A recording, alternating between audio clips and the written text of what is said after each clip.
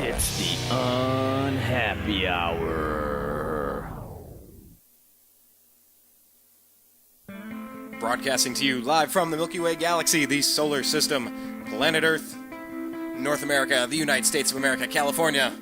Looking at the Hollywood sign, Los Angeles to be specific. Hello, everybody, and welcome to the Unhappy Hour here on the TNAM Radio Network, here on the newamericanmedia.com. Thank you very much for joining us today. I am Brian Engelman. I'm going to be your host. Basically, I'm the dude that talks sports and tries to keep it coherent and keep it on point and ask interesting questions and have little witty anecdotes. And I succeed at that from time to time, and I appreciate all of you for checking out the show, as you have for the past 3+ years. Thank you, thank you, thank you. But if you haven't been to our homepage yet, you need to. It's thenewamericanmedia.com. If you haven't subscribed to our YouTube channel, do so. We have 3 years of really good stuff, a lot of good interviews, not just this show, but a lot of in-person videos, interviews with, well, if you haven't been there, go check it out. And please subscribe, youtube.com/thenewamericanmedia. Subscribe to that. On Facebook, you can do a search for The New American Media, with spaces in between and like the page. And on Twitter, we're at American_media_. And if you just go to our homepage at thenewamericanmedia.com, on the bottom right, it has the Facebook and Twitter feeds. You can link up with us over there, because we send out lots more than just sports. We do politics, because the world is falling apart, like, going to hell in a handbasket, all that stuff. Oh, there's tension in the Middle East. Yeah, I know, it's a broken record. Tell me a story I haven't heard. Every single year I've been on this planet. It's a broken record, but I'm trying to learn more about it. I'm trying like hell to learn more about that stuff. So please check it out. I mean, we're covering the fact that the U.S. is, going to start dropping more bombs over in Iraq. It's like we left so that we could go right back in, when shouldn't we just stay there and finish it the first time? And better yet, shouldn't we have not gone in the first place? Wasn't it the Saudis that attacked us? I mean, I digress. But the point is, I talk about more than just sports. But on this show, I try to mostly keep it sports. And we got a lot of NBA stuff going on. Kevin Love being traded to the Cleveland Cavaliers. Apparently a done deal now. Last week's show was, is it a done deal? And then the one before that was, should the Cavs trade for Andrew Wiggins? And it's kind of the progression of the Cleveland sports fan. That's what we do here on the Unhappy Hour. Kind of a place where Indians, Cavs, Browns, and Buckeye fans can meet and talk about our favorite teams. And who better to do that with, well, that being speak about our favorite teams, than lifelong Cleveland sports fan and NBA scout, Zak Baris. Yes, I think we'll bring him into the program right about now. Hello? Zach, you're live on the air, sir. How you doing today? I'm good. How about yourself? I'm living the dream. I was just talking about how last week's show was, is the Kevin Love for Andrew Wiggins trade a done deal? The one before that was, should the Cavs trade Andrew Wiggins for Kevin Love? And I guess this week's show is, Cavs and Wolves agree to trade Love for Wiggins. So let's kind of recap what's going on here. You hear this handshake deal. Well, break it all down. Why can't they trade? What does it mean? And what pieces are being exchanged? The NBA has put in preventative measures. Basically, they did this a while ago to prevent rookies from being traded, basically in order to manipulate the salary cap one day after the draft, which was a smart rule they put in place. But, I mean, you can still manipulate it 30 days later. So, basically what happens when a rookie signs his contract, he can't be traded for 30 days. Okay. I get that. I understand that point.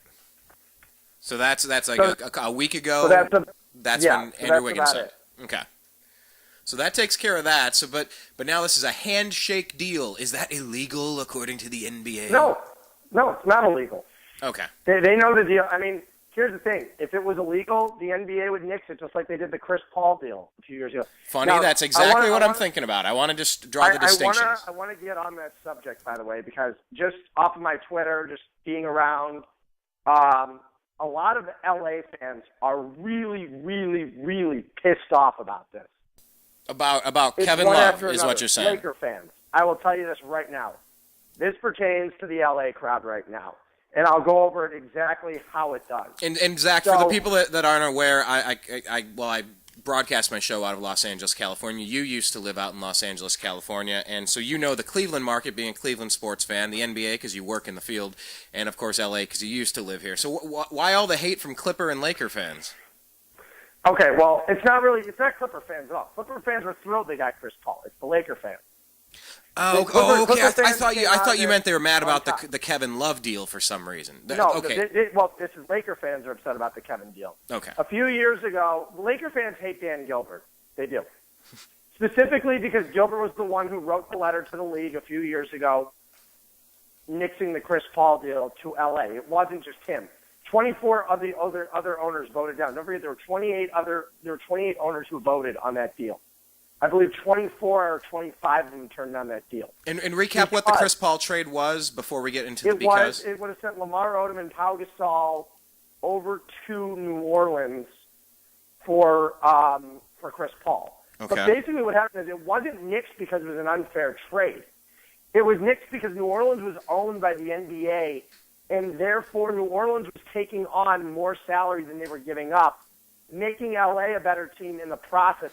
And New Orleans, who was owned by the owners. So don't forget, Dan Gilbert and there were 28 other owners at the time owning a piece of the New Orleans team. Why should they have to pay more money to make New Orleans a worse team and make LA better?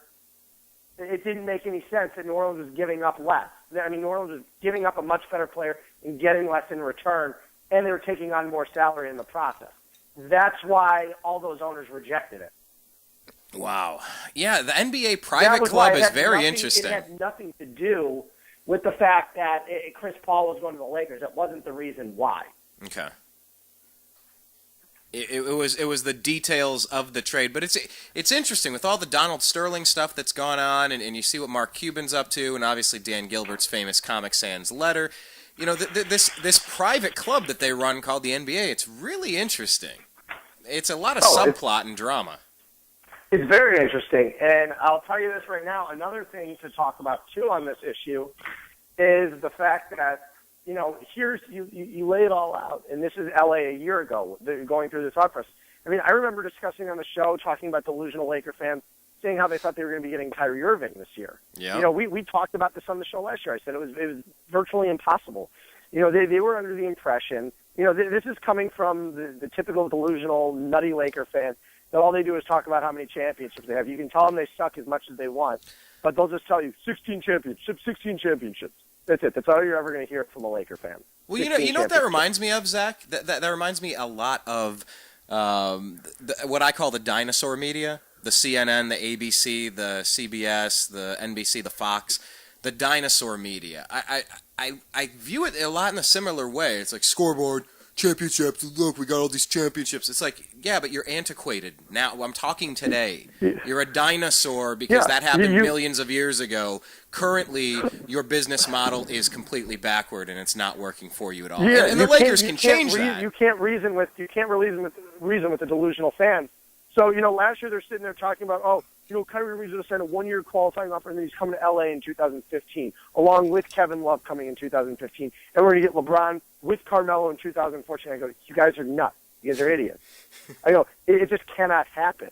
I go, one, they don't have the cap space. Signing Kobe Bryant ultimately prevented them from doing anything they wanted to. It could turn out, you know, the Dwight Howard leaving L.A. bit them so hard in the ass. In what way? Obviously, it was an embarrassment. Realize how incompetent their management is after Jerry Buss passed away. Right. Jim Buss doesn't know how to run a basketball team. That's one. His basketball moves have been just absolutely horrendous since he's taken over that team. Two, when Dwight Howard left, they had an issue with the fan base going, you know, about loyalty. So what do? We go and we extend Kobe Bryant 2 years, $48 million. That's their thought process. If I'm Jim Buss, that's the thought process. You know what? Kobe's a loyal guy. He's been here his whole career. Let's give it to him. We got to please the fans right now. That's exactly what they did. It's exactly what they did, and it was a huge mistake in doing so. I mean, I don't really think they ever had a shot at LeBron in the first place. I really don't. Like I said all along, I thought it was between Cleveland, Miami, and maybe the L.A. Clippers. And the Clippers, yeah. And, of course, the Sterling situation nixed that right away. And the West is so tough anyway. The Clippers were a long shot anyhow. Exactly. I never saw him going to a Western team, which I said all along it was between Cleveland and Miami. And I thought the Clippers were that dark horse team because of Chris Paul and Blake Griffin that they did have that chance. By the way, ultimately, okay, you got me thinking about the Lakers now. What do you think about Meta World Peace's new name? That's pretty sweet, huh? What is it, Panda Friend or something? Yeah, Panda Friend. He's an interesting feller, that Ron Artest. Interesting feller, that Panda friend. No, but I mean, yeah, the Lakers went and paid Kobe 25. They don't have much left. Pau just left. I mean, what are the Lakers doing this year? And then we'll get back on point with the Kevin Love trade. I really couldn't tell you what the Lakers are doing this year. I really don't understand. Carlos Boozer. They're an aging basketball team with very little young talent on it. They're just an aging team with very little young talent besides Julius Randle. They already got rid of Kendall Marshall, which I thought was an incredibly stupid move. You have a long-term great point guard off your bench. I'm not saying the guy's starting material, but he could be one of the better backup point guards in the league. He's very talented. He's not a great shooter, but the guy can get it done. He can facilitate an offense. Passing the ball. He's definitely good. He can get some assists. So the issue is, what I look at with LA is right now you need to sit there. It took Cleveland 4 years to get back in the position they were at. Yeah, it basically did. By acquiring assets, getting draft picks, and now they're able to move those picks. Of course, the Cavs got ridiculously lucky, too. I as a homer, I recognize that. It takes some ridiculous luck. Don't forget when Miami did that a few years ago. Miami got ridiculously lucky signing LeBron James. That's true. I mean, That is true. Like, everything went according to plan for Miami. Don't forget that. Yeah, they got all the luck at one point 4 years ago, and everything possible went wrong for the Cavs at that point. So set us up with the decimation of the Cavs. Looking through NBA free agency that year, looking at all the teams, and I go, okay, well, here's what's going to happen. The Knicks, there's the Bulls, there's the Cavaliers, and there's Miami. And you look at it and you go, okay, one of these teams is going to get screwed. And at the beginning of the summer, okay, well, it's definitely not going to be Cleveland. They're going to get Bosh, and they're going to get LeBron. And Wade's going to go to Chicago. And then so it looks like New York's going to get screwed. Well, New York did get screwed, but they wound up with Amari. That was the thing. New York wound up with Amari. Right. The Bulls wound up with Boozer, which was a consolation prize. The Bulls did get screwed because the Bulls had the most to lose out of anything. The Chicago Bulls were Dwayne Wade and LeBron away from joining, and all of a sudden they wound up with Boozer. The Cavaliers got screwed the worst out of anything because the Bulls, adding Boozer, were a team that won over 60 games in that next season in 2010, 2011 season. Right. They won over 60 games. They were the best team in the Eastern Conference. They were the number one team in the East. Then you go and look at it and you say to yourself, okay, New York wound up not getting screwed. They wound up with Carmelo and Amari out of it. Carmelo later in the season, but they still wound up with Amari, and they didn't build that team necessarily properly, but it's another story. And the Cavaliers came out of it with nothing. They got 2 late picks for them, and so you go and draft Kyrie Irving, what was known as a draft with no talent.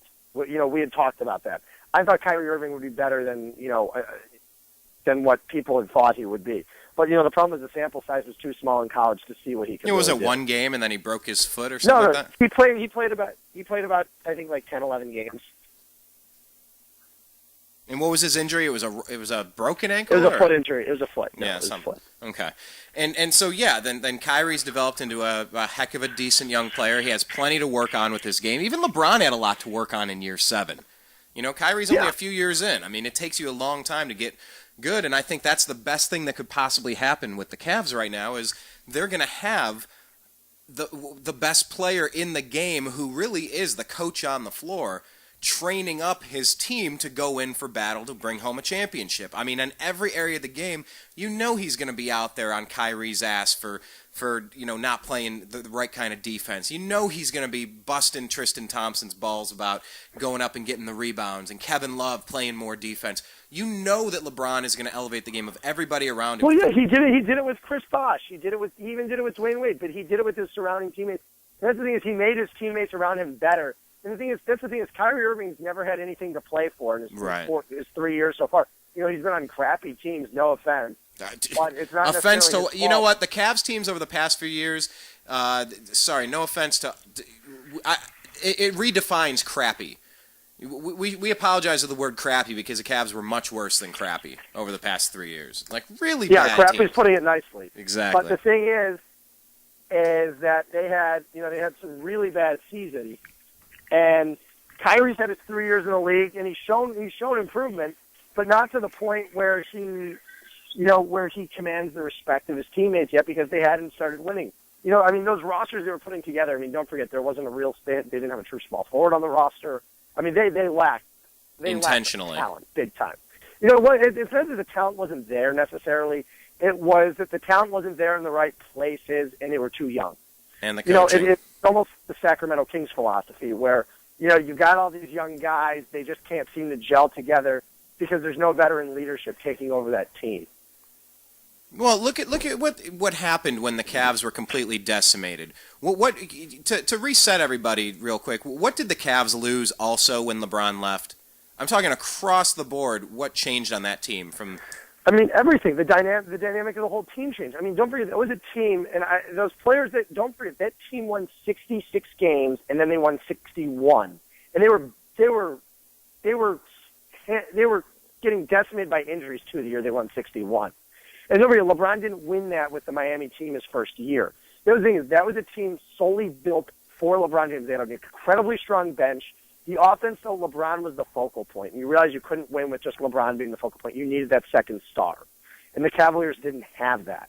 But the thing is that it was a team that really didn't have a guy that could go out there and put up 25, 30 any given night other than LeBron. So after you lost LeBron, you were basically a team assembled of a bunch of guys who really fit LeBron's playing style really well, but together couldn't do anything because they couldn't score the basketball. You had Antoine Jameson chucking up 25, 30 shots a game. Yeah. And he wasn't that player for it. He wasn't. Antoine Jameson has never been the number one guy in a team. Don't forget, when he was in Washington, it was Gilbert Arenas who was the number one guy. Jameson was always that number two option. And suddenly he came to Cleveland. He was suddenly propelled it towards the end of his career into a number one option, and he just didn't fit with him. He couldn't do it. And the Cavaliers were a lousy basketball team. It was just, they lost Shaquille O'Neal. They lost their defensive front. They lost Delonte West, who was the star of the second unit on that team. They had a lot of holes to fill. And Shaquille O'Neal, Mike Brown, everything about that team. They were decimated by injuries that year after LeBron left, too. Yeah. Everybody got injured. They started trading guys away. And it was sad because you saw a team, and you knew, looking back at it, that was not an overnight rebuild. It really wasn't. Now you're looking at the Cavaliers team saying, okay, according to Nate Silver, who's the statistical genius from the New York Times, has the Cavaliers right now adding Love pegged at 65.1 wins as of today, with Kevin Love on the roster. That's without Sean Marion and Ray Allen. You add Sean Marion to the roster, he's worth 4.6 wins. So let's just say we'll round down. We'll say 4.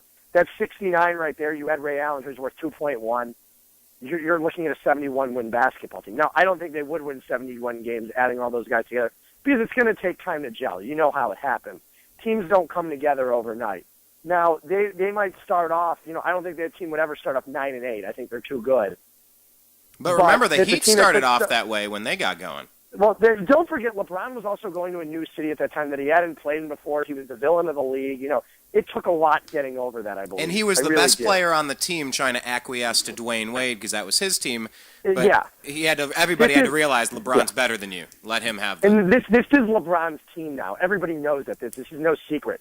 There was a battle of whose team it was the first year he was down in Miami. And the assumption was after the first year, it was still Dwayne Wade's team. Now, when they won the championship in the second year, that's when it was LeBron's team. And it was only LeBron's team. Dwayne Wade took a back seat.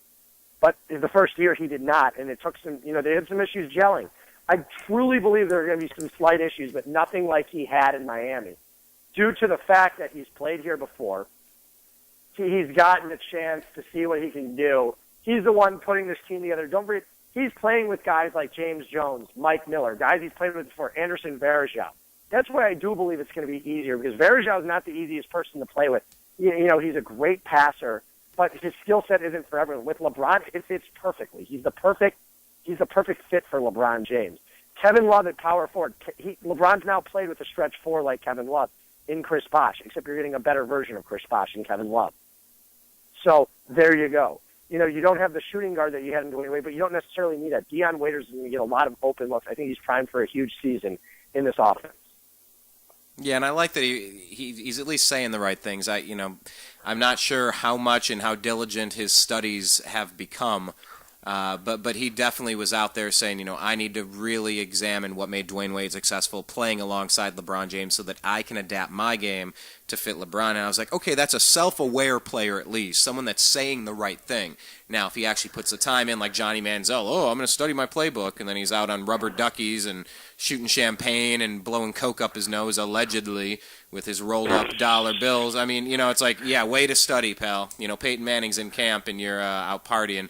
I get it, but at least Deion's saying the right things in the beginning, and yeah, there's no dispute that this is going to be LeBron James' team. But what I'm wondering here is, did the Cavs' epic collapse lead to the Timberwolves getting an absolute steal for a player that was going to walk for nothing next year? It seems like they are getting a hell of a deal in Minnesota. Here's the thing: it wasn't an epic steal, because I'll tell you right now. The demand for Kevin Love was so high. You have the Chicago Bulls that were willing to part with Doug McDermott, which I don't think is that big of a deal. I like McDermott a lot, but he's a rookie who you acquired for 2 mid-first-round picks. That's what I'm saying in those terms. I think McDermott could be a very good NBA player. I love McBuckets. But I'm just saying, though, you're giving up Doug McDermott in the deal. You're giving up Taj Gibson, a position player who's going to be replaced with Kevin Love. So it almost negates the fact that, it really does nothing. So giving up him and giving up Jimmy Butler, you're going to be a huge asset there. You're going to be a defensive star, and Jimmy Butler, who's in his early 20s and signed cheaply. But, so there you go. You had Golden State with Klay Thompson being involved in a potential deal. There are so many things to look at. And you say Cleveland, giving up Bennett. Bennett's a terrible fit with Cleveland now. He really is. Because his shot selection I watched during the summer league is still very poor. He still jacks up a bunch of threes. Bennett could be a great player in time. It's just not going to happen with the Cavaliers. It never would have. Being with LeBron there anyways, it would have never happened. LeBron's not going to allow Bennett to take those shots he wants to take.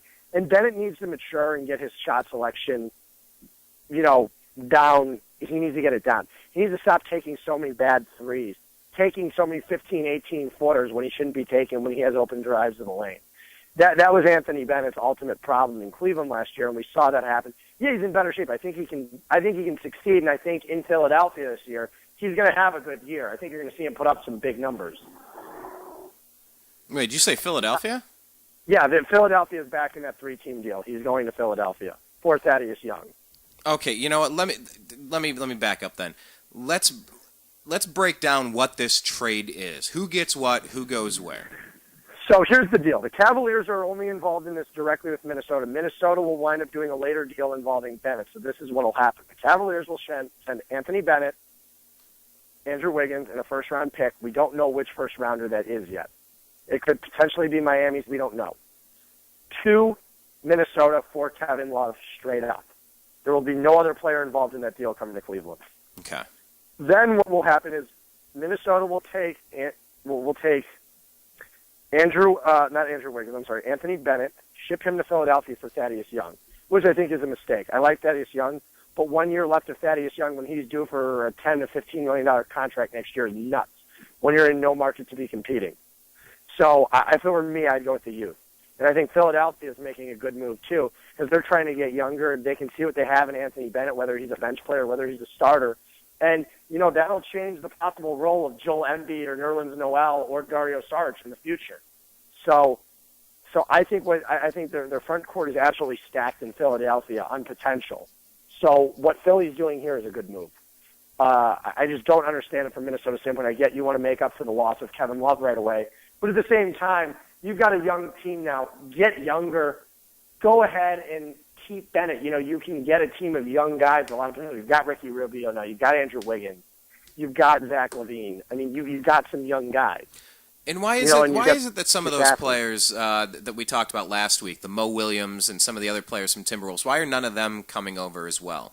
Because Cleveland doesn't want them. Cleveland would have to give up way too much, and it doesn't work like that. So Cleveland will not be taking out anyone in this deal.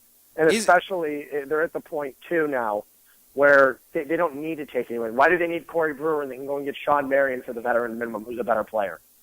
Is that a done deal, Sean Marion to the Cavs? It's not a done deal yet. I tend to think it will be a done deal by sometime next week. Sometime next week? Because the longer it takes, the more I think he'll grab more money elsewhere. I think he. No, I don't believe that at all. I think he would have taken the money if that's the issue, the longer it takes. Oh. So you see it backward. Explain that. How do I have that backward? Because that means he's still contemplating it. I don't think he goes to Indiana. I really don't.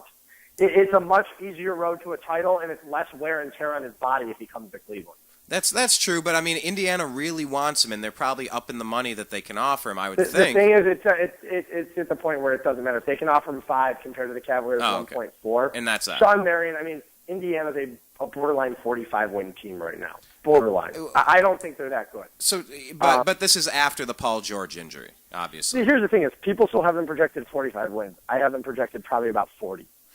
From where I see. Now, I don't think they're a 45-win team. Don't forget, too, they lost Lance Stevenson. Their offense is going to be atrocious if Roy Hibbert can't recover from last season. I mean, he wound up slipping up big time last year in the playoffs, and towards the end of the season, he was terrible. I mean, if you're going to be getting 2 points out of Roy Hibbert on a given night, David West is getting up there in age. You don't have a true point guard on that roster. I think Indiana's in a lot of trouble this year. I really do. I think this is their year, to try to basically – I mean, you can't get in the small rebuilding mode because if Paul George comes back healthy, you're still part of the class of the East. Paul George is that good. Right. Well, you saw what happened.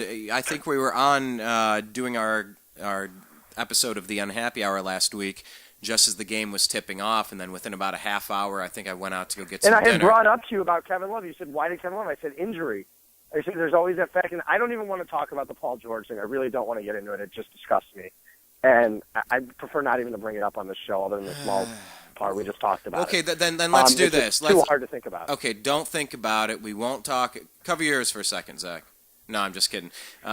Earmuffs for Zach. No, then let's cover it from the Kevin Love and Kevin Durant angle, the two Kevins, because the injury had an effect on both of those players. You were alluding to, or starting to get into that about why Kevin Love didn't play, and we saw it with Paul George. I mean, that's pretty brilliant on his part, or did the Cavs demand, while we negotiate this, don't you dare let him play? Kevin didn't want to put himself in that position, and now Kevin Durant is sitting there saying to myself, okay, I'm a free agent in 2 years. If this happens to me, this could spell the end of my career. Yeah. I can't afford this an entire season. I can't do that. And the fact that I've got, I just signed a huge deal with Under Armour. Also the fact that Under Armour might not want to play for Team Nike. That's a whole other scenario. But I don't want to speculate on that because I don't want to just start talking a bunch of bullshit out there that I'm not sure about. But what you can say, all right, then rumors aside, hold on. Then rumors aside, wait, what did you say about John Wall? I said John Wall may have been cut because he's an Adidas guy. I mean, that's always the rumors, what happens with all the Nike teams. Yeah, and that's what I was... Don't forget when...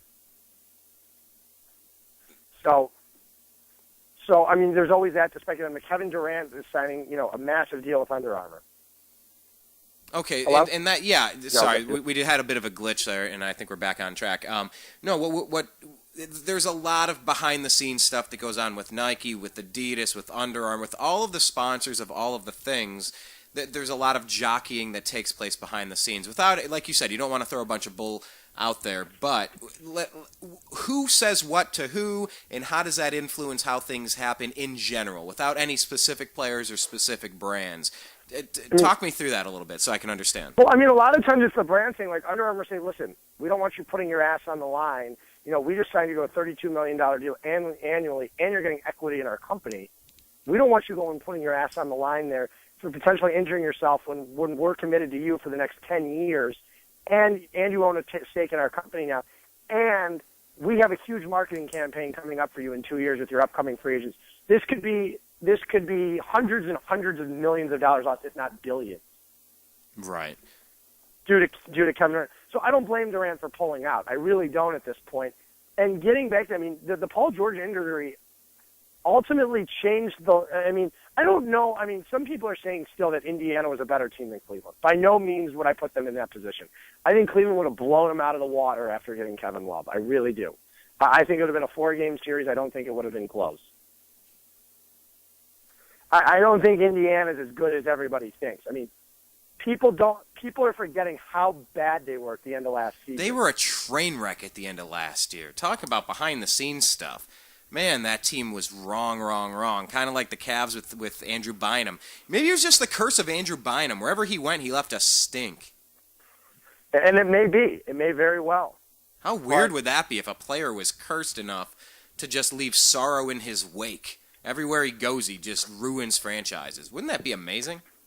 It would be. I mean, but it's at the point where you can go and say to yourself, I mean, the Pacers were not there. And the Chicago Bulls, as great as they are, having all that talent in their front court with Gasol, Gibson, and Noah, they still don't have a small forward. You know, LeBron is a small forward. The ability to go and defend LeBron and putting Jimmy Butler on him is going to be great for them. But don't forget, Deion Waiters is going to have a bunch of open looks. Derrick Rose is going to have his hands tied with Kyrie Irving. And the thing is, LeBron's going to get a bunch of open looks. I still think the Cavs are the class of the East. I'd be shocked if the Cavaliers, if they add Marion Allen and the Love deal winds up going through, I'll be shocked if they don't win the Eastern Conference. I'd honestly be almost shocked if they didn't win the championship. I mean, they're going to be that good of a team next year. Are they getting Ray Allen?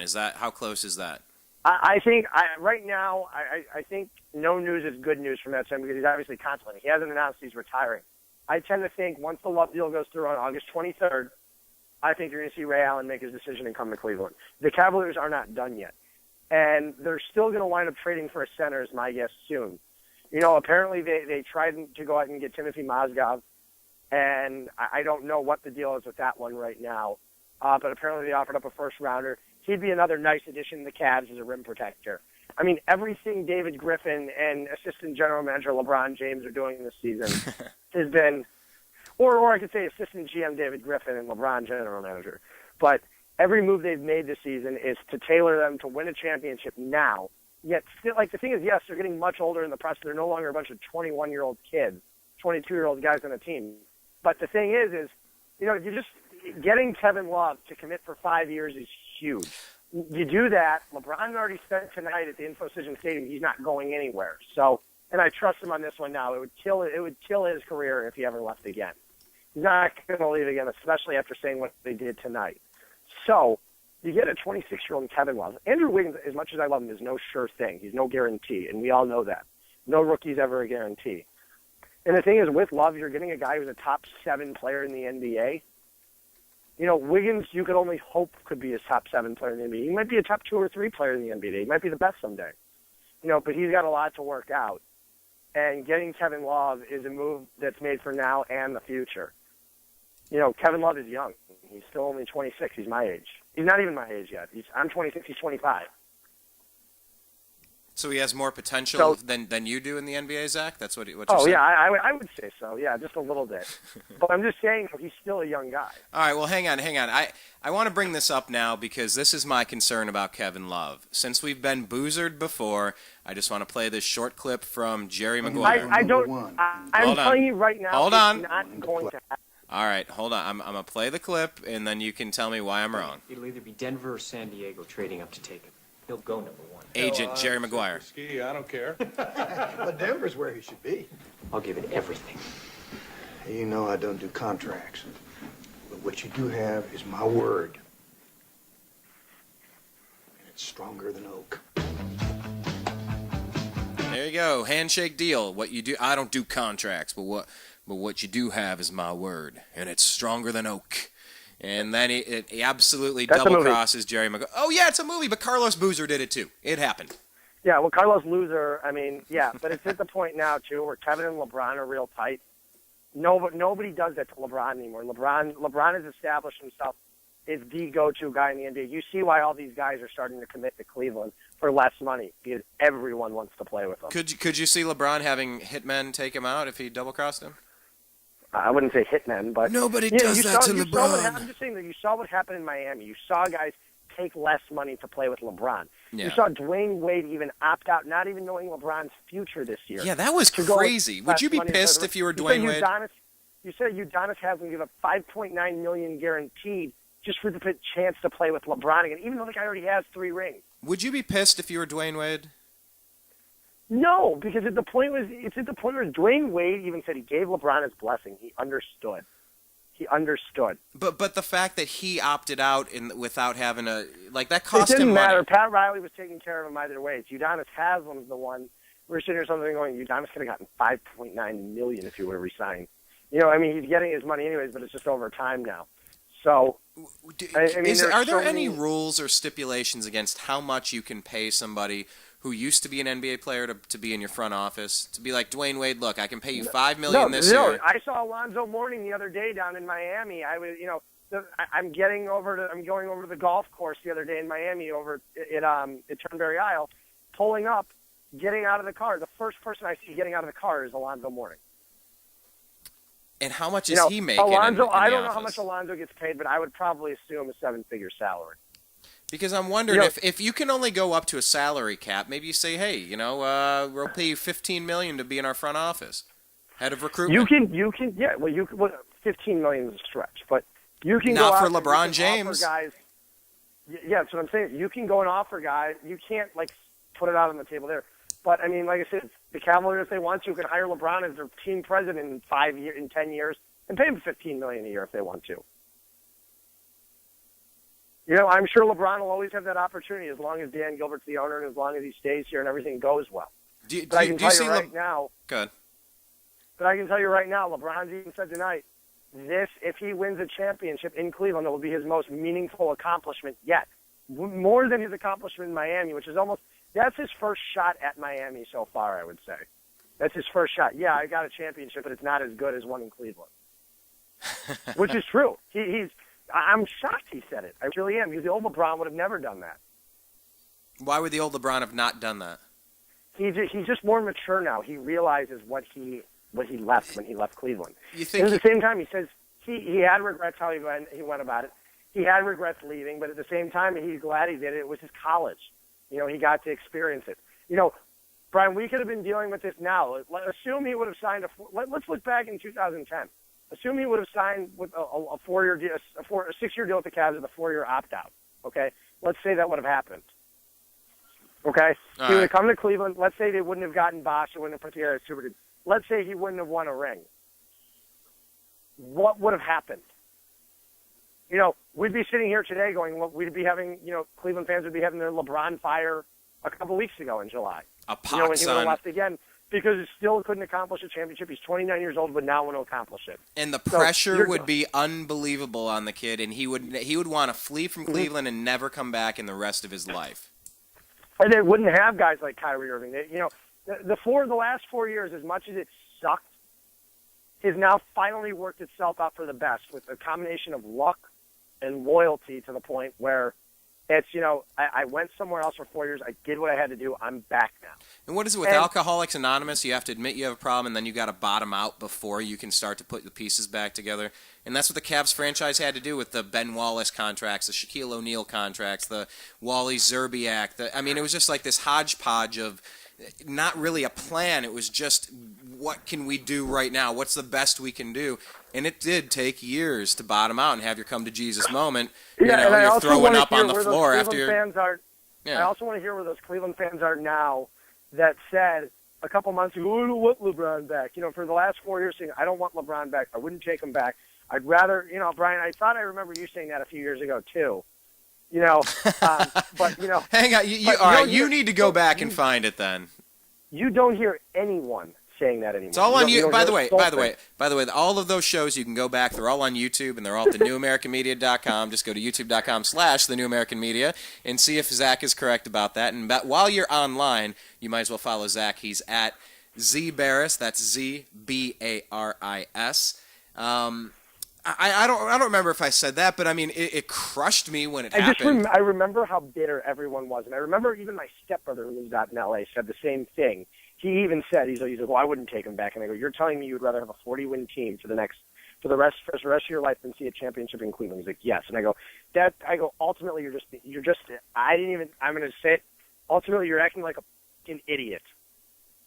Yeah. And he said to me, he goes, no, just the fact that you didn't take him back. And now I look and see, we got LeBron back. I'm so happy. And I'm like, you know what? Screw you. I'm at the point where, like you said, you didn't want him back. You were going to stop rooting for the Cavs if they got LeBron back. And suddenly you're their biggest fan again. It's like, come on. That's the problem with our country. Sheeple. All these people that vowed they hated LeBron James and never deal with him ever again, and thought the Cavaliers would be the ultimate, the Dan Gilbert would be the ultimate, piece of crap, ultimate traitor by taking back LeBron. And now everybody wants to back. I still haven't heard one person after they got LeBron back saying, oh, I didn't want him back. I haven't heard one person say that. I mean, I was truthful in my whole thing about LeBron. I wanted him back. As a Clevelander, I wanted him back more than anything. I even said it to myself. I go, I want him to come back. You know, I went on a rant when they all opted out of their contracts about, you know, the day they opted out. I went on a rant about the whole Miami thing. I did. I went on a rant about it on Twitter. I was so pissed off. What were you specifically mad about? I was mad about the whole time. You know, it was just like, okay, you suddenly committed back to Miami. These guys, they all did it together. You know, once again, he strung Cleveland along. He strung all these other teams along again. And the fact that he's coming back to Miami, I was just upset. I was just having a bad day, and I was upset about it. It's interesting. That's interesting because you're the one that dropped some info on us. If you go back 9 or 10 months, you can find the episode where, what was it, NBA sources say LeBron returns to Cleveland next year. And it was a show that you and I did, and there was certain information that we won't air right now, but you were fairly convinced after what you had learned that it is going to happen.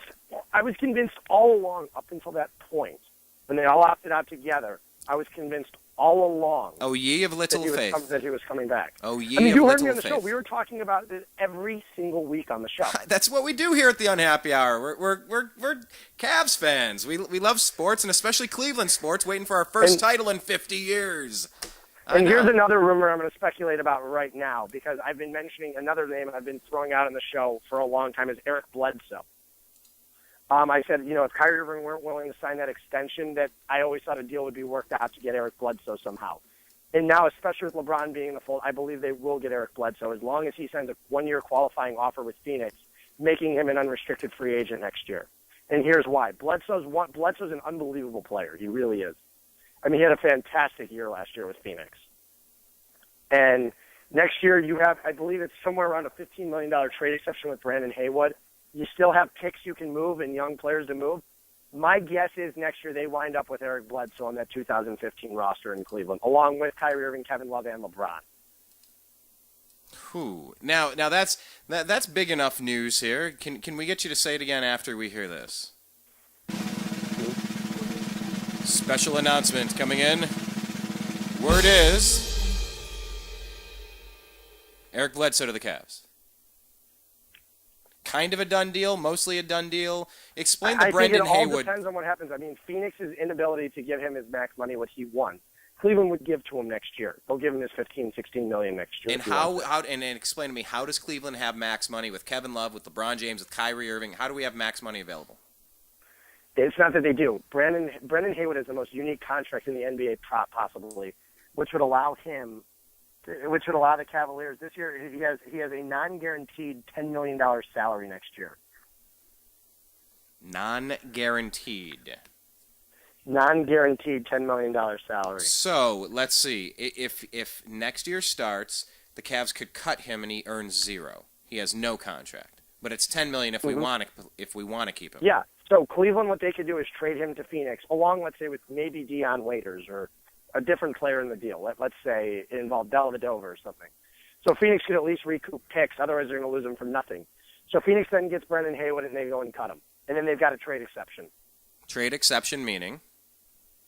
They have room to go acquire $10 to $15 million extra dollars in salary, depending on how large the trade exception is. Without getting hammered for going above the luxury tax. Yeah. Which they can still do, but it hits you like 1.5 times as much. So for every $10 million over, you owe 15 or something crazy like that, right? Mm-hmm. Yeah. So the Cavaliers, no matter what, will not be re-signing Brendan Haywood next year. So well, but that's next year. What do we do with him this year? We're going to use him? They have no way of acquiring Eric Bledsoe this year. No way. Okay. Don't even bring it up because it's not happening this year. Next year is their year to do it because of that trade with Brendan Haywood. So they do have a way of getting Eric Bledsoe next year. So I tend to think that's what will happen. Now, I don't know how. I mean, it will be so far into the luxury tax, it won't matter. I mean, it will matter, but I don't know. It's the point where I don't think Dan Gilbert cares. I wouldn't. Just win, baby. And, I mean, those four together would clobber everyone. I mean, I think that's at the point where if you're able to add Bledsoe to your current roster, you'd be blowing teams away on every night. And then you still have Tristan Thompson, Anderson Varejao, Dion Waiters. You have a lot of good players on top of it. Whether Mike Miller or Ray Allen still stays, whether they have Sean Marion for $1 million. I mean, like that's. Globetrotters. I was going to start Don't whistling. forget, Bledsoe, I believe, is only 23. You know, you'd have. I mean, Kyrie's 22. Bledsoe would be 23. LeBron's only 29 now, and Love is 26. I mean, you'd have a dynasty in the making for a long time. Where can I sign up for one of those? I would like that, Zach. I'd like a dynasty, please. I mean, how much would you love being a Cleveland fan if you're not seeing a championship for 50 years, your entire life, to going over and seeing 4 or 5 in a row? Oh, by the way, I picked out the game we're gonna at least tailgate together at, Zach. I picked out the game. Which one? We'll talk off air. I don't like to announce these. Okay. I also do a political show, and I'm probably on Edward Snowden's watch list. But anyway, I digress. We will be going to a Browns game. And yeah, the Cleveland scene is now the epicenter of the universe, and we talk about a dynasty. What in the world would that mean to Dan Gilbert's checkbook with everybody blasting money down in downtown at the casinos, at the Cavs games? I mean, that would be insane. That's the thing. His $80 to $100 million that he'd be paying in luxury tax would all be made up by people gambling at the casino. I mean, he's invested in a lot of properties downtown too. I mean, ultimately, I think it would be huge for him. So he's making money one way, and the team would still be making money. Their jersey sales are going to be through the roof. I mean, it's going to be fun to see what this team can do, especially, I mean, everything that went wrong in 2010 with LeBron trying to recruit guys to Cleveland that didn't work. Nobody wanted It to didn't come. work in 2010. Now everyone wants to play with him. Kevin Love, okay, I'm ready to sign long-term. Where can I sign? You know, put me in Cleveland. I'm ready to play here. Kyrie Irving signing a max extension. I mean, in 2010, what could go wrong did go wrong. Murphy's in Law. 2010. It was LeBron's and Law. being that 2010 Clevelander, you looked at it and said, okay, well, there's a chance that Kyrie Irving's going to wind up not signing that max extension. He's going to be traded. LeBron's not going to come back. And they're not going to wind up with anything. You know, very well that could have happened. Yeah, it could have. I was concerned about Kyrie because Kyrie was a huge domino. Kyrie doesn't stay, no way LeBron comes. No way. I mean, all these dominoes fell into place, and it's what happened in Miami in 2010 went right. And what's happening now is that Cleveland's having more talent than Miami had in 2010. I've reiterated this a bunch of times. But don't forget, when Miami had their roster in 2010, they still had a bunch of holes. I mean, it was Udonis Haslem and Mario Chalmers complimenting those guys and no one else. You know, yeah, you had James Jones and you had Mike Miller, and it was it. It was those 7 guys. And that was all. You know, and the Cavs team's looking even better right now. Yet. You didn't have Shane Battier. You didn't have Norris Cole. You didn't have Chris Anderson. You didn't have those complementary pieces that helped them get to their title in the second year, that ultimately helped fuel their title run. You didn't have that, though, in the first year. And that was why they lost. They just didn't have the energy. They didn't have the momentum. And also LeBron just shut down. Yeah, he wasn't ready yet. LeBron didn't know how to, you know, I've said this before, when LeBron went to the Heat, you know, not 5, not 6, not 7, he's laughing and making fun of Dirk Nowitzki with his cold in the hallway with Dwayne Wade. They showed it on whatever, TNT or whatever channel carried it. You know, watch that. It was an immature kid that was like, I'm so good, we got this wrapped up, and then he lost to a champion in Dirk Nowitzki and the Dallas Mavericks. LeBron had to do some serious soul searching after that. You know, aside from the Heat not having the complementary role players to get him over the hump, LeBron needed to stop blaming everybody else but himself. He was the most talented player in the league at that point, I felt, for several years. And he just didn't know how to do it, and now he does. But one of the things that did not go right for LeBron, fast forward to the 4th and final year of LeBron's college experience down in Miami, he started cramping up, and a lot, you know, people making fun of him a lot, and now I wasn't making fun of him during the finals. I mean, I knew. I mean, if you looked at him out there, he could not keep up with San Antonio. It wasn't that he couldn't keep it; it was no one else. He was constantly running forward. He was doing everything. I mean, he kicked ass in that game 1 of that series. That was a game Miami needed to win. I said it from the start. It was a game San Antonio needed too. But Miami desperately needed to win that game 1 in order to win that series, because that was going to be – I mean, San Antonio was so much quicker off the ball. I mean, their bench was just so much deeper. Their starting lineup was better. Outside of everyone besides LeBron, San Antonio was better than Miami. Yeah, they were. They were better, and it wasn't even close. I didn't expect 20-point blowouts. I just didn't expect it. I was really surprised. I wasn't expecting to watch Miami get blown off in their home court by 30 points. I'll tell you that right now. But it did make me smile. But when I saw LeBron pull his jersey off for the last time in Miami, that night I said, okay, he's done. And once again, everything had to go right for the Cavs to even have a chance. Because if they win, I mean, how does LeBron leave another title? You know, maybe you're leaving another one on the table. That was the thing. I said all along. I said if LeBron wins, I cannot see him leaving Miami. I think he would re-up for one more year. Now, at the same time, I talked to someone who was high up in CAA over at my sister's graduation at Michigan. One of her friend's parents, and he's telling me this is what he goes. He goes, Bosh is going to opt out, and LeBron's going to stay in Miami. I go, how does that make any sense? And this is the guy who was in the sports division, and I said, how does it make any sense? They go, if anyone would stay, it would be Bosh staying and LeBron leaving, because Bosh would get his max money at Miami, stay, and LeBron would leave and go to Cleveland. He's like, that doesn't make any sense. And I go, why would LeBron stay there? He goes, he's happy in Miami. I go, I've heard the exact opposite. Did he look happy that entire first year? Did he ever smile? Did he ever really look happy? No, I think he felt like he made the wrong decision. I feel like it too. I think in that first year, I think he was much more comfortable his second and third year that he had made the right decision. But his first year, I think he really regretted doing what he did. Well, I wouldn't say his second year, because his second year he settled into the situation. After his first year. I mean, you remember that press conference. No, hold on. Wait, which press conference are we talking about? The day they lost the NBA Finals his first year, and he goes, his first year in Miami, and he's like, everybody, I mean, he was very, very bitter. He knew everyone hated him. He goes, everybody's got to go back to their everyday lives, and they got to live every day tomorrow. I mean, he was hard on the fan. And they're still going to be living in Ohio, so root against me all you want, but I'm living the dream down here, best player in the league in Miami, and I got millions. So, yeah, okay, you're right. Thank you for resetting me on that. So, I mean, don't forget, he was very, very bitter. I don't think he expected the backlash that he did. I think, like you said, as Brian Winter said it perfectly, he thought, in his own mind, he thought that everybody was going to love him for the decision he made because he was unselfish, because he took less money to go play in Miami.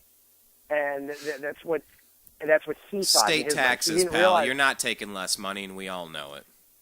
The thing is, he didn't realize, though, the backlash that he was going to get. And I think ultimately, he regretted the decision. He regretted the way he handled the decision. It was a terrible move. It set his career back a while. Nike handled his marketing campaign, though, better than anyone could have. The villain thing? The villain? Yeah. Oh, yeah, and I love when South Park made fun of it. Did you ever see that? With Cartman? Yeah. Oh, man, was that perfect. Oh, that was the right commercial at the right time. It was brilliant. But no, I wouldn't say LeBron was happy after, in that second season. I would say after that second season, because until he got the weight of that championship off his shoulders, no. I mean, he was settled in. He'd grown up a little bit, but he wasn't happy. He still had that nervousness. Oh, my God, I've got to get at least one title. I still don't have it yet. We're in the playoffs again. I'm always in the playoffs. And then you're in your head and you're talking yourself through it until you could clear that hurdle. I would say season 3 is when he started having fun. Season 2, though, is when Miami won 66 games. Not 66 that year. I think they won 66 a year ago when they beat San Antonio. And but that year I think they were 50-16 or something. The year they won the finals against Oklahoma City. But they were at the point though where they dominated everybody in the Eastern Conference that year for them. Oh, actually, no, they didn't. I don't think they did dominate the Eastern Conference that year. I think that was the one where Boston took them to 7. And didn't the Pacers take them to 7 too? Yeah, and Pacers took them to 6. Boston took them to 7 and almost beat them. And then they went and whooped Oklahoma City in the finals in 5. Yeah, they had a tough time getting out of the East, but they were groomed. They were really sharp by the time they got out of the East. They weren't, beating inferior opponents and blowing them out. They were getting tested, and that's when. Yeah, okay. The only team I even believe that's going to give Cleveland a run for their money in the Eastern Conference is the Bulls. And like I said, Chicago doesn't have a small forward. It's going to be very weird how they play with that lineup with Gibson, Noah, and Gasol. Their front court's arguably one of the best in the NBA, if not the best, with Noah and Gasol. It could be. I think you're right. And a lot of people still have the Bulls number 1 or the Cavs number 1 or a flip toss, coin toss, depending on if Marion and Ray Allen and a couple moves that happen go through, whatever. But give me 2 other teams that we should all pay attention to in the East that if everything starts firing on all cylinders, a sleeper team or two. We all know about the Bulls Oh, and Cavs. I don't want to say sleeper teams. I don't think anyone can beat those two teams in the East.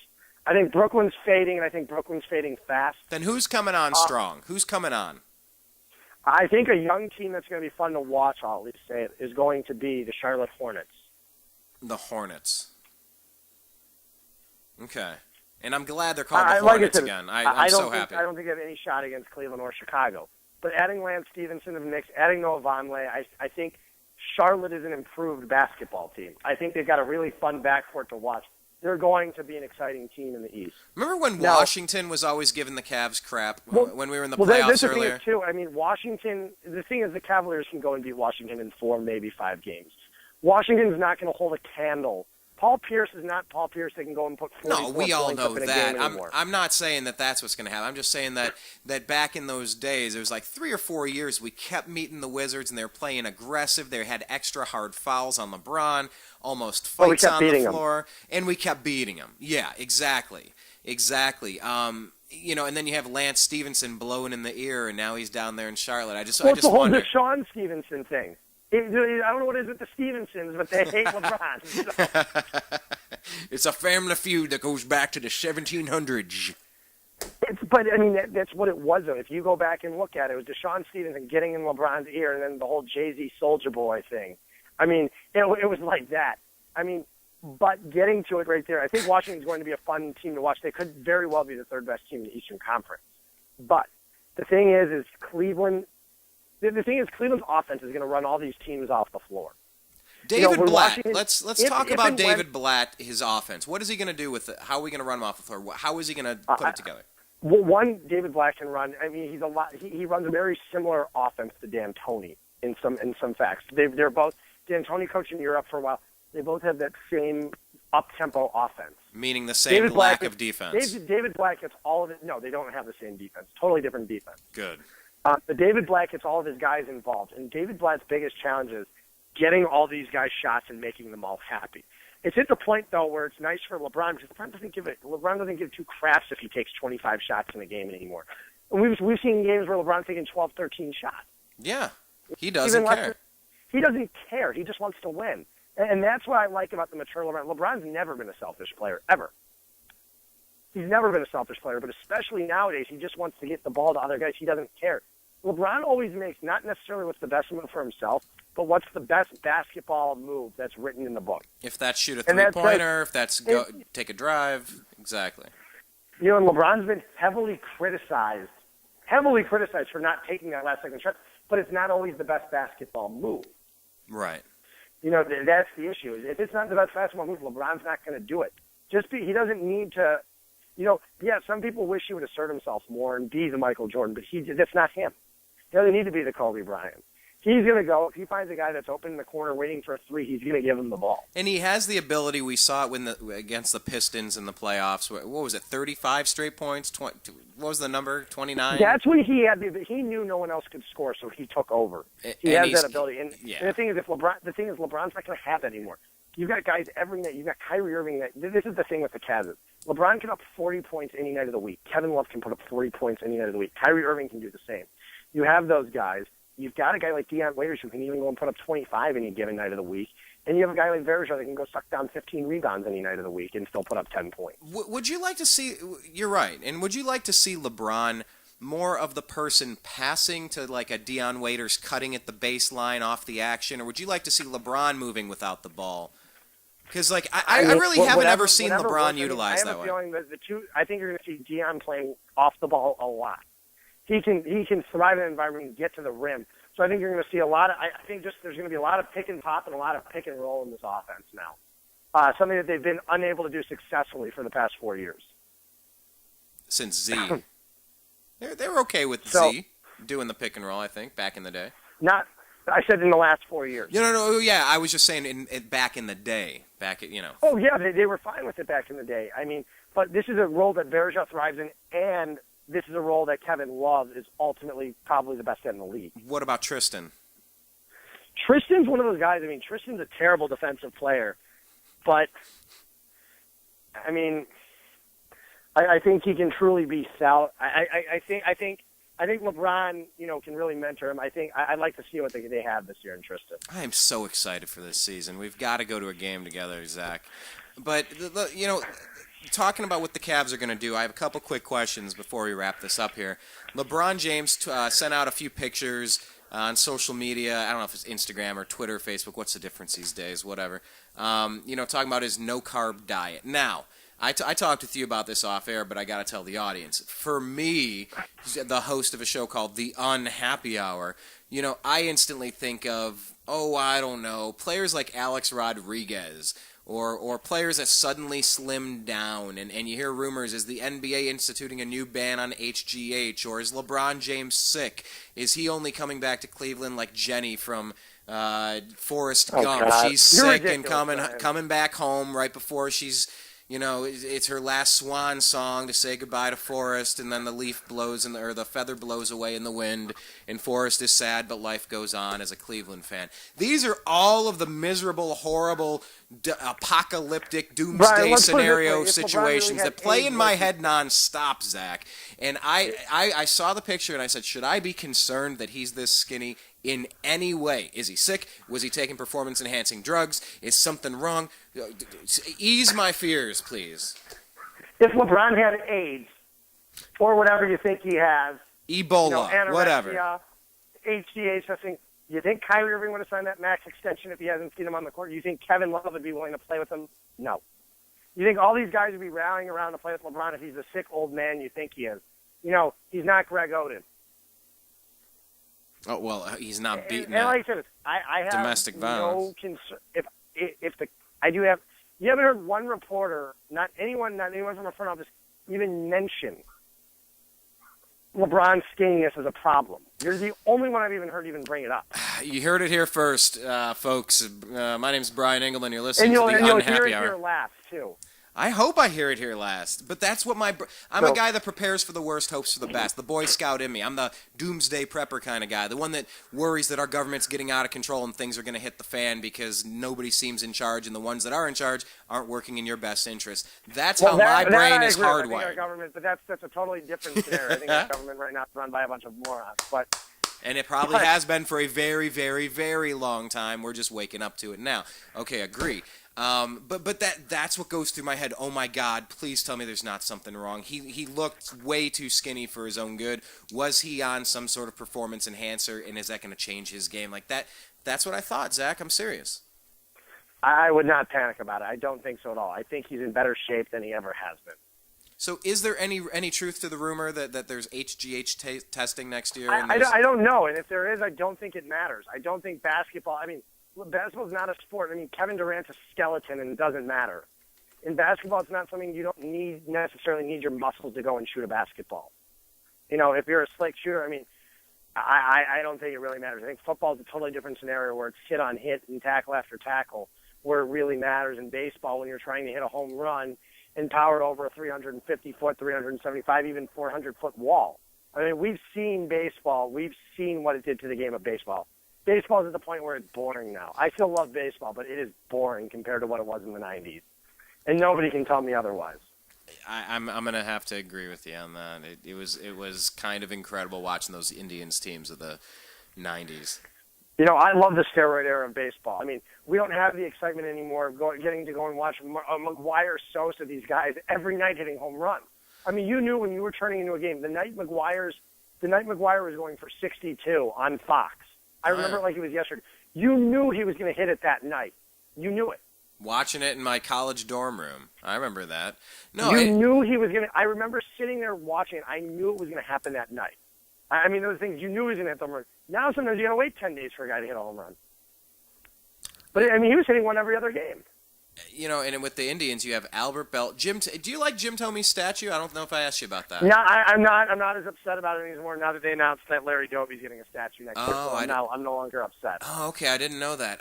You like the pose, though, right? He had to be sitting there pointing. Yeah, it's fine. I haven't been to the stadium to see it yet, and the Indians are completely renovating the stadium now. So starting this off season, it's going to be a completely different stadium in Progressive Field. Trust me, I've been there a few times over the summer, and it needs renovation now. Just like Cleveland Browns team, I hated Cleveland Browns team. I hated First Energy Stadium. thought it was a piece of crap from the day it was built in '99. I remember I was at the second preseason game that year against the Bears, and I literally said to my dad, I said, "This stadium is a piece of crap." And he goes, "I agree." He goes, "For a new stadium, because the food options suck, the concourse sucks, everything about that stadium is miserable." And now they're finally renovating it. They brought in a competent guy like Alex Shiner to come in and take over the whole thing.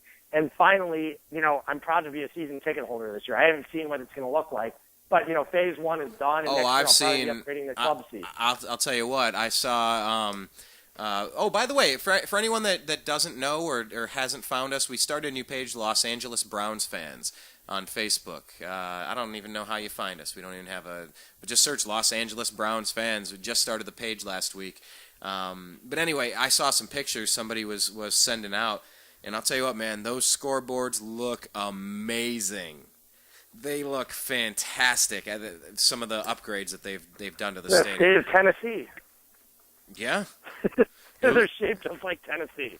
Hey, it looks good. That's all I'm but saying. But it's nice to see that they're renovating all three stadiums, in the Cleveland area. That even Quicken Loans is going to wind up getting some kind of renovation, even though it really doesn't need it. But, I mean, it could use a small one. But it was renovated back in 2005 when Gilbert took over, and it looks great. It still does look great. I've got no complaints about that arena. Now, do I like the Staples Center a little more? Yeah, I think the Staples Center is a little nicer. But Quicken Loans isn't far off. Quicken Loans is still a nice arena. Well, back to the HGH. This is an article from NBC Sports. When is the date? February 13th, so about 5 months ago. It says, perhaps there's good reason to prevent players from using HGH, but Mark Cuban wants to see the research first. Quote, from USA Today, Cuban isn't advocating the use of the controversial drug, but rather calling attention to what he sees as a dearth of research on the topic as it relates to athletes who are recovering from injury. His hope, which he shared in front of the league's owners and league officials at a governor's meeting, is a more informed decision can be made as to whether it should remain on the league's banned substance list or perhaps be utilized as a way of extending an athlete's return to the court. So, I don't know. I'm not an expert on it.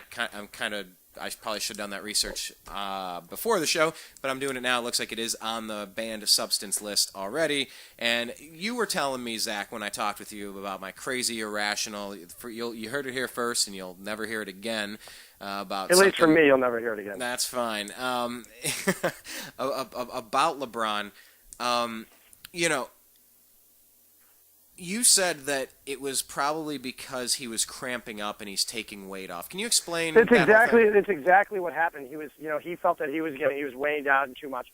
That's what the doctors said. It would help his cramping issues out if he stopped eating carbs and basically went towards what would be known as the paleo diet, which means no carb. It's basically a caveman's diet. It's meat and vegetables and fruits. It's essentially what it is. You're cutting out all carbs out of your diet. What about nuts? This would prevent him. I don't know. I think I don't know about nuts. I'm not exactly sure. All right. I haven't been. I had a friend. It was a popular diet back in L.A. Personally, I didn't do it. I thought it was stupid. Just for me, I didn't need to do the paleo diet. It didn't fit me. And the thing is, once you start eating carbs again, your weight balloons way up. So, it's something you really have to stick with the rest of your life if you're going to start doing it. So, kudos to LeBron for doing it. But the thing is, if he needs it for his cramping issues and it's going to help him out, it's a perfect solution for him. Perfect because just it takes extra weight off his body and it can extend his career. It takes extra weight off his body, allow him to stay leaner and more cut for years. He's also on a team now where he's running with guys, unlike Dwayne Wade, who can't play more than 30 minutes. You're on the floor with younger guys, Kyrie Waders, Tristan, who can stay on the floor, and Kevin Love, who can stay on the floor for longer periods of time than any of those guys could in Miami. And Birdman was 36. All those guys other than Norris Cole, and something tells me there's a decent chance that Norris Cole is the backup point guard in Cleveland next year. Oh, next year. Okay. I think it's a very real possibility. He's now part of LRMR. Oh, I didn't know that he signed there, and he's from Cleveland State. Yeah, he signed there last week. He's down at Ohio State practice today. Something tells me he's still part of the team, LeBron.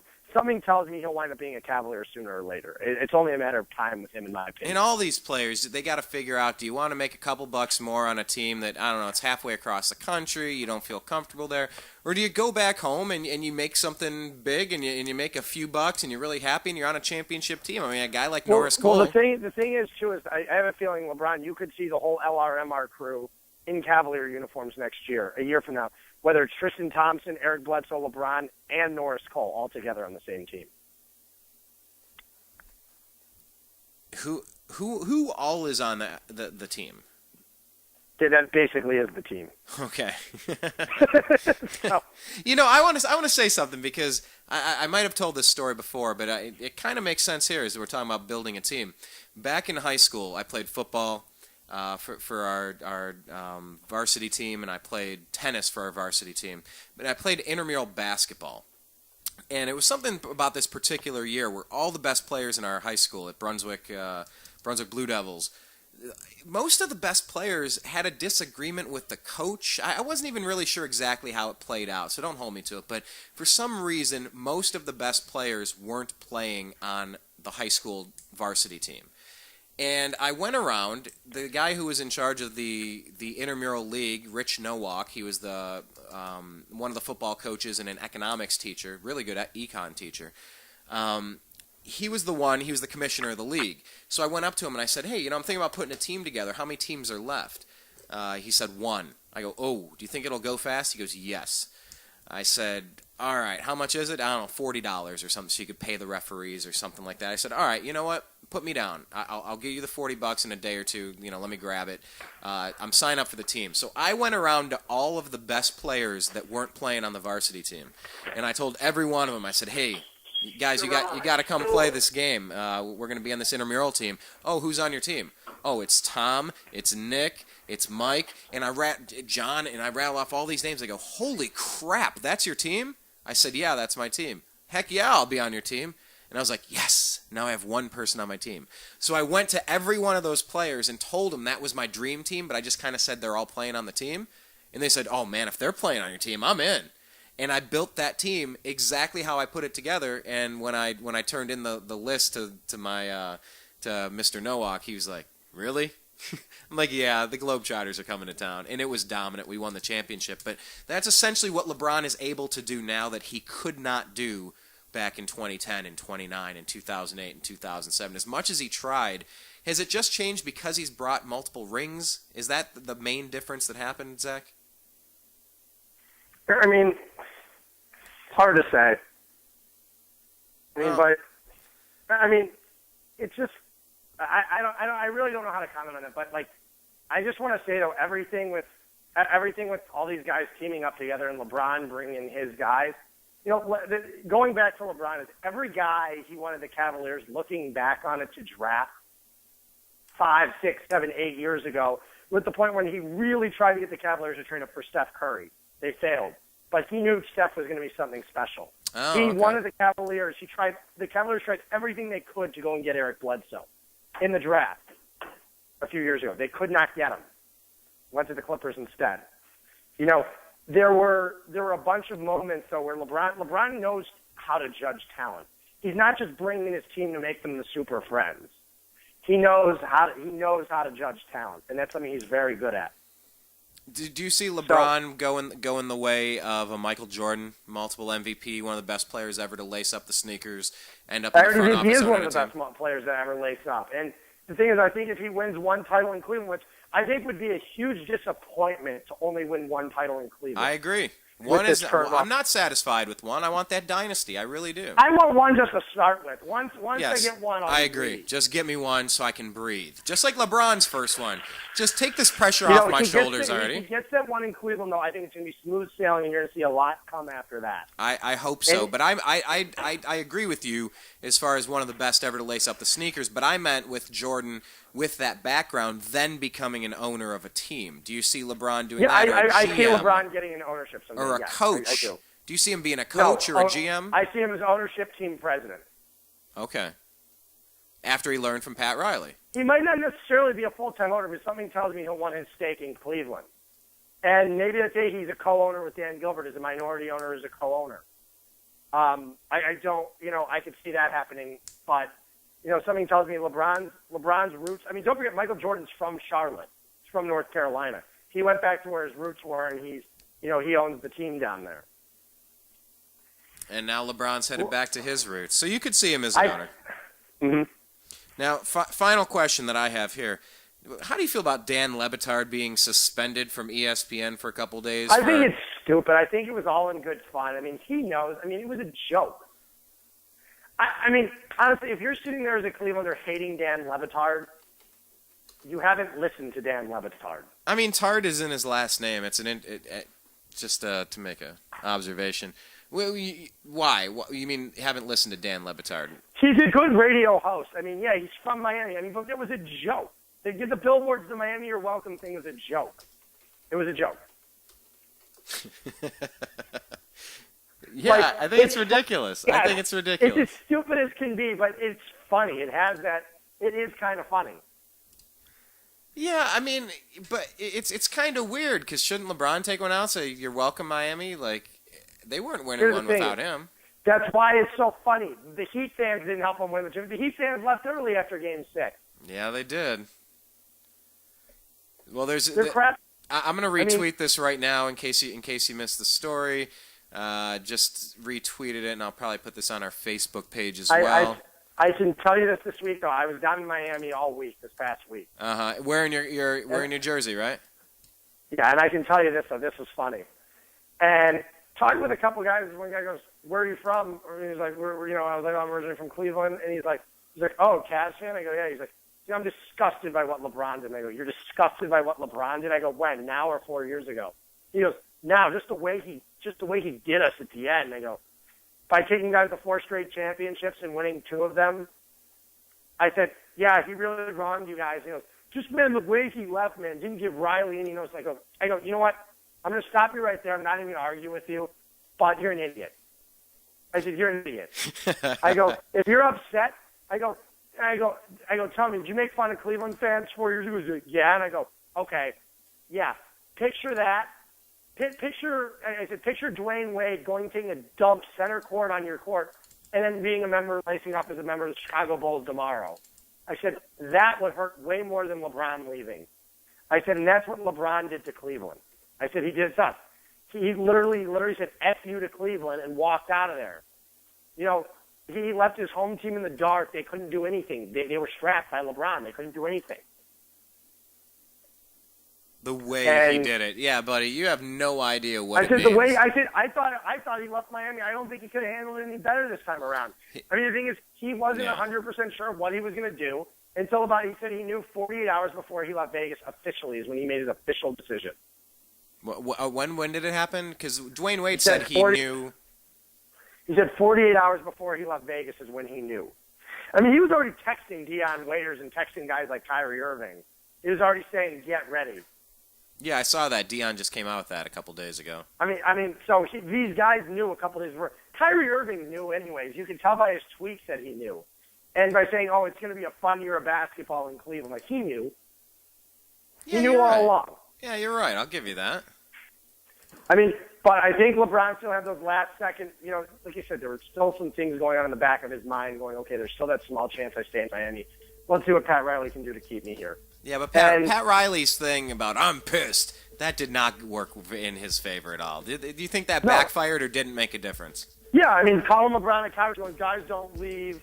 He was basically trying to stand up going, "Okay, see, I got LeBron to save you." I was saying, "Guys, don't." I mean, I think he did piss him off. Well, yeah, it didn't play very well. That was a very good sign for me when that happened. I said, "Ooh, there's a chance." See, Pat Riley's nervous. I like him nervous. Well, I'll tell you. So we have until the 23rd? That's 15 days from now, when Kevin Love can officially sign. So 2 weeks and 1 day. The 23rd. I'm just warning you right now. When we go to do that show, that's a Saturday.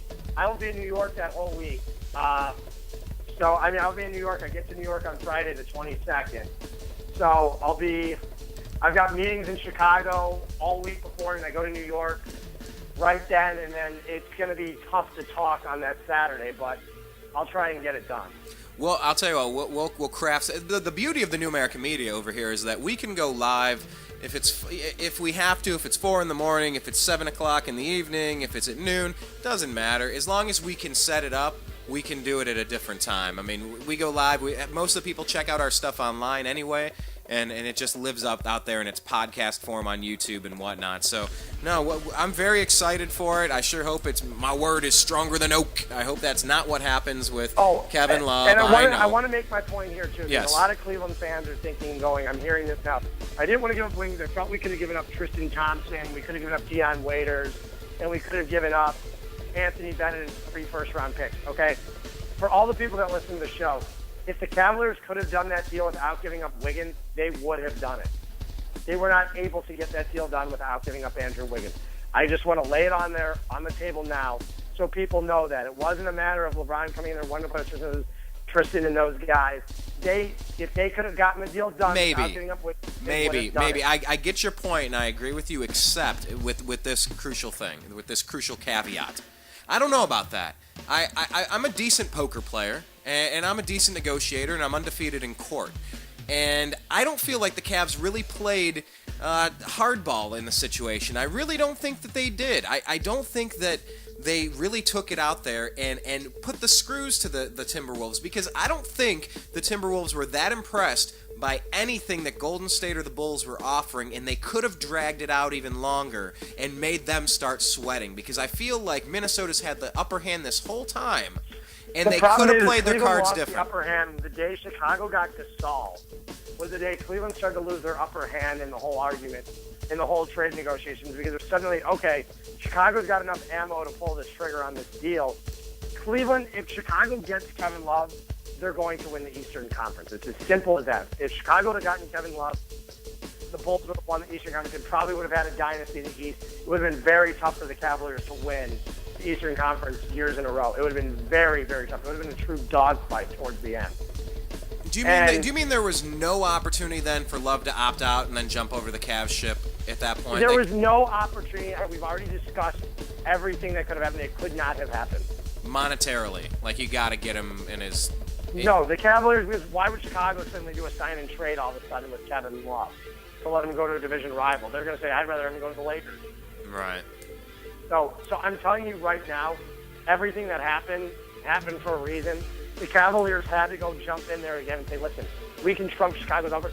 It's better for us to go win the next 5 to 6 Eastern conferences than sitting after and saying, we might not win this thing for another 3 years until LeBron's 32, 33. We can't afford to do that. Yeah, and I especially after watching Paul George, you go, all right, maybe let's just win now. Let's just get that first one under our belt. Let's take that title home, and then we'll worry about the rest, because you don't want to risk. And that's the danger of poker. You move all your chips in on a bluff or a quasi-bluff. You never know what you're sitting across the table from. I just don't know that the Timberwolves liked what the Bulls were offering, or that they liked what the Warriors were offering enough to the Warriors weren't offering. That was the thing, is they wanted Klay Thompson. Flip Saunders wanted Klay Thompson and David Lee. Yeah. He didn't get that. Right. Now, I don't think Klay Thompson is that great of a player. He's an 18-3-2 guy. Bill Simmons summed it up in his Kevin Love article today perfectly. I don't understand. I've been telling you all along, I don't ever understand the hype with Klay Thompson. I don't get it. The guy's a shooter. He's a better version of Danny Green is what he is offensively. He doesn't do much. He's a guy that he can't really create his own shot, and he's not creating his shot for others. He's not creating a shot for other people. He's a very good player, but he's not a star. And Wiggins is so much higher than Klay Thompson. He has the highest potential. He has the highest ceiling among the players out there. And, of course, the Wolves would want to do this. I'd say the Wolves really came out ahead. And you're saying, as a Cavs fan, we should be excited. So I'm finally chilling out. I'm accepting this. This was an even trade for both sides. The Wolves get 2 number 1, even though they're moving one of them. They're still getting a potential franchise cornerstone in Andrew Wiggins. So not only are you giving up Love, but you're getting a piece for Love that could wind up being a really, really, really big piece to your franchise. Now, I tend to think that Wiggins will leave after 7 years, but that's just me. Hey, I'd love to see Wiggins come back after, 3 or 4 years on his rookie deal. I'm telling you right now. All right. That will never happen. Then let me try to convince you otherwise next week. We'll talk with you again soon, my friend. I appreciate your time. Zak Baris, everybody, please follow him on Twitter at @ZBaris. Make sure you check out our homepage, thenewamericanmedia.com. Follow us on Facebook. Do a search for The New American Media with spaces in between. And, do that Twitter thing at American_media_. My name's Brian Engelman, signing out for The New American Media and the TNAM Network. I appreciate you. Have a great weekend, and peace.